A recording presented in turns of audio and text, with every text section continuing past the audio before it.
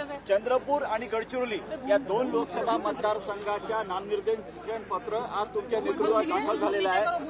महाराष्ट्रातल्या रणधुमाळीची सुरुवात आज तुम्ही केलेली आहे भाऊ, काय म्हणाल तुम्ही?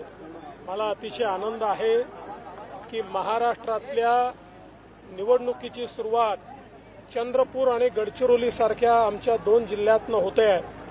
हे दोन जिल्हे भविष्यातले महाराष्ट्राचे ग्रोथ इंजिन आहेत आणि म्हणून इथनं होणारी सुरुवात ही निश्चित फलदायी राहणार आहे।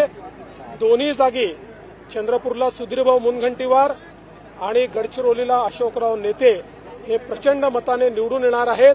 त्यामुळे आमच्या विजयाची मुहूर्तमेढ आम्ही हे दोन फॉर्म भरून आज केलेली आहे। भाऊ तुम्ही काय म्हणाल? काँग्रेस पक्षाचे एका ज्येष्ठ नेत्यांनी आज राजीनामा दिला। राजीनामा देत असताना त्यांनी त्यांच्या पक्ष नेतृत्वावर आर्थिक देवाणघेवाणीतून उमेदवारी या जिल्ह्यात लादली गेली असं केलेलं आहे। काँग्रेस पक्षाचं हे चित्र तुम्हाला काय वाटते?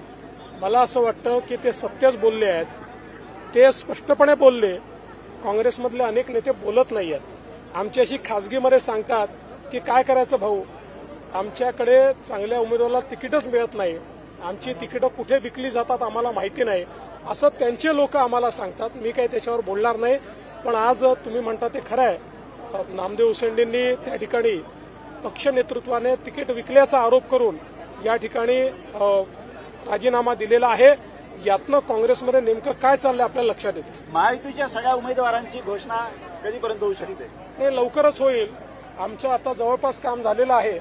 मला असं वाटतं की काही याद्या कदाचित मुख्यमंत्री महोदय आणि अजितदादा हे देखील कदाचित आज उद्यात घोषित करतील असा माझा अंदाज आहे। त्यामुळे लवकरच हे होईल। पुढचे